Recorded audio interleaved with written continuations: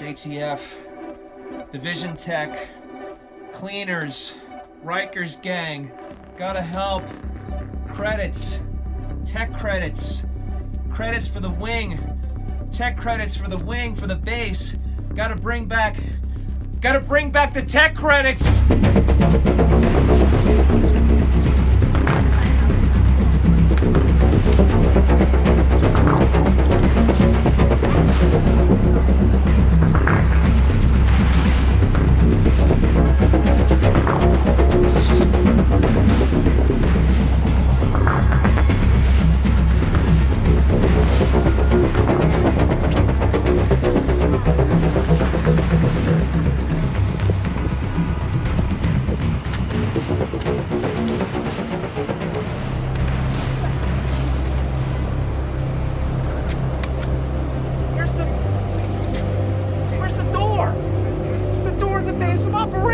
Wake up, man, wake up!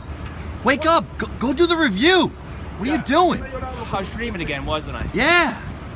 I've been playing this game too much, man. My life! In case you're wondering, the base of operations is at that post office in the game. It should be there. I was daydreaming again, sleepwalking. All right, settle down. Settle down. I mean, here you got the smartest, most powerful, most weaponized agents in the world, and still, somebody goes off the rails. I have been up to my eyeballs in side missions, encounters, collecting phone messages, crashed drones, hunting for tools and fabric, roughing up the LMB, helping out the JTF. This is Sparrow 3, over. We'll link up with you shortly. Running and running and running all around Lower and Midtown Manhattan that would put a super marathoner to shame. Down their napalm production. I've been to hell and back.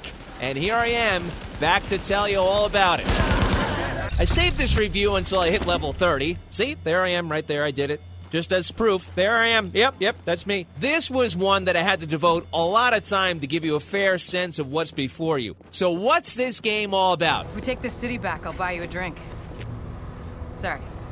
I mean, when we take it back. Tom Clancy's The Division is out from Ubisoft for the Xbox One, PS4, and for PC. Generally speaking, the open-world shooter is set in the Big Apple that took a major hit from a deadly virus that paralyzed much of the world. Soldiers were sent in to secure what was left. I mean, an area this size, this many bad guys, I don't think you people can handle it alone. There are several neighborhoods to explore across the city, which can be explored solo or with a group. Your main missions are pretty difficult, so I'd recommend not going it alone. Note, this game is online-based, by the way. You need to be hooked up to play, just like Destiny. It actually runs in a similar fashion, except I'd say the missions here are much tougher, and you need to team up to get through some of these. Give it a shot on your own, but it's just a warning, I'm telling you. The overall objective is to clear the city of enemies, collecting credits to shore up your base of operations to pick up new perks and abilities. A gamer has opportunities to craft weapons, gear, mods.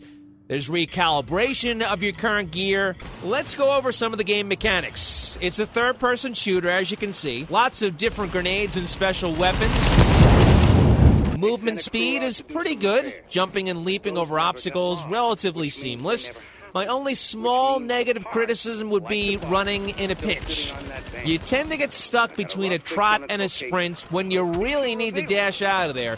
It just does not seem to kick in when you want it. As far as your skills, you can equip 2 plus a signature skill, which you get later down the line in the game. Now, with all games, and this is just a personal thing, I end up using just maybe 2 or 3. Now, they give you a host to use from medical to tech, security. As far as my purposes, all I needed was a first aid device for medical. Just kind of drop it down next to you, and you have your health regenerated. If you sit within this green zone here, even your teammates can come in and get their health regenerated. And then I just used the turret early in the game. And then later on, you get this cool Seeker mine. You can just toss out, and it hones in on an enemy out there. And you can actually split it up, too. You can either make it one bomb or multiple bombs. The multiplayer feature, in essence, takes place in the so-called Dark Zone. This is like the really, really condemned part of the city. I mean, this place where the worst of the worst just hang out. It's the most challenging area of this universe with much to gain and a lot to lose. When you jump in there, be on your toes. As I said with the main missions, you can go for it alone, but be ready to fight and fight anybody. The Dark Zone has its own separate purple section for level ups and currency. Any loot you pick up in there cannot leave through the door in which you came. You need to get it out through an extraction point. Fire off a signal and painfully wait for the chopper to arrive to get out and pick up all the loot and get out of that zone safely. It is a real nail-biter. Now, here's where it gets really sticky.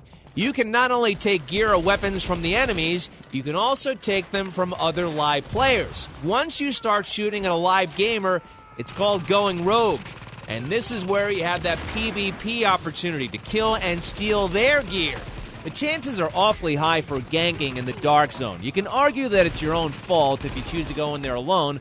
My gut feeling says the zone is perhaps a bit unfair. There are players with integrity who choose not to take you down, but the temptation is too great to gank. And once it happens, all your loot is left at your death scene for everybody to steal. Now, I say the chances are high for ganking, but that doesn't make it bad. If you cry over being killed by a gamer, maybe you need to improve on those skills, or just don't go in there alone. You can, but I don't recommend it. Maybe it's not the game that sucks, it's, well, you know, just saying. I found the NPCs out there to be decent adversaries. At one point, a group, say, of 4 had a predictable attack pattern. One particular-looking guy from the Rikers gang would charge you, so you knew who to take out first. The others would run around to take cover, and usually when a guy took cover at the edge of a car, his head is always sticking out, so it's easy to pick him off. That said, it does become less calculable at level 30. It's clear that the Last Man Battalion troops, or the LMB, were programmed differently, as they should at that stage. As a New Yorker, I have to say that I was mostly impressed how they were able to capture much of the essence of the city, right down to the buildings, the rooftops, and the subways on the ground. I even checked out where I work and ran up there to the garden and couldn't get in the doors. They closed up the doors there. It's all blocked off, but that's all right. I don't want to go to work anyway. It's not completely consistent with what you see in real life, but it's pretty damn close in a fun world. The encounters, which are in essence mini side missions to pick up credits to shore up your base of operations, I found myself making sure the water supply was restored again and again, making sure the supplies were secured until the JTF arrived again and again.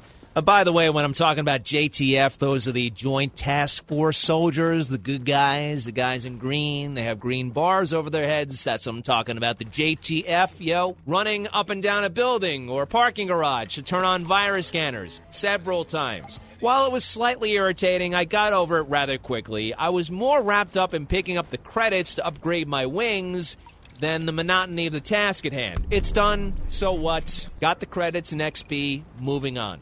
The major issues and complaints come into play following the endgame, the crafting, the looting, and bugs. Well, what else is new in the world of gaming, right?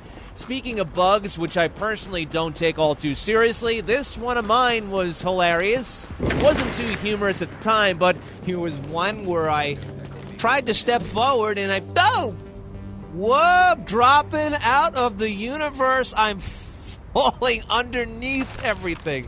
It was the weirdest thing I've ever seen in my life. Funny as it might have been, that's why gamers get upset, along with other things. The first major patch changed the heavy reliance on crafting. In particular, the high-end items, or the yellow gear, are not only much harder to make, requiring more materials, the deconstruction of that high-end gear produces fewer material. The anger over this is understandable, since high-end items are extremely rare to secure by killing a named NPC. Remember, NPC stands for non-playable character. I can't assume anything, just explaining that so you get all the acronyms.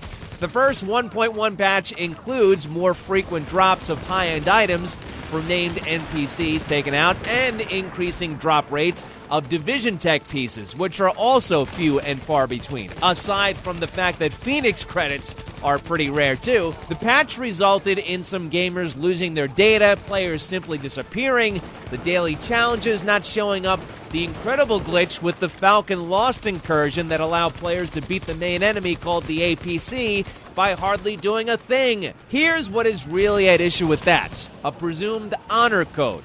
For whatever reason, Ubisoft Massive has an idealistic view that everybody will abide and play by the rules, espousing a belief that honesty comes first and foremost. Everybody plays it straight, and how dare anybody exploit their shortcomings.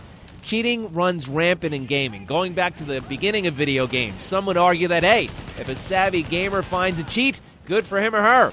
But don't punish us. For example, I figured out that a named NPC goes into cover, firing continuous rounds at you while you're ducking, and all you have to do is wait there for him to reload to start firing at him. It's stupid, but can you call that a cheat? I can see both sides. Cheating is cheating when you're talking about beating this system to collect gear that gives you an unfair advantage over others. That's not cool. That does suck for the community. Tom Clancy's The Division is saddled with a bad rep for bugs, but it's not all negative. Let's face it, folks, most every game that comes out is not perfect, and Massive responded to the gamer concerns pretty quickly. Some like it, others will not. The purpose is to make the game harder, in my opinion, because the better items should be harder to get. I mean, what do you want them to do? Make it easier? That would make the game extremely boring. It makes no sense to give you everything you want when you really think about it. What are you criticizing? My general consensus, the journey in The Division is average and falls somewhat short with the end game that would prompt me to advise you to hold off for a little while longer. It's clear that The Division is dividing the community right now. There's some truth behind the game set in good old New York. It's not the top of the heap, giving some of you gamers the little down blues, but it's up to you, Ubisoft. Come on, everybody, you know the words. It's up to you, Ubisoft. Ubisoft.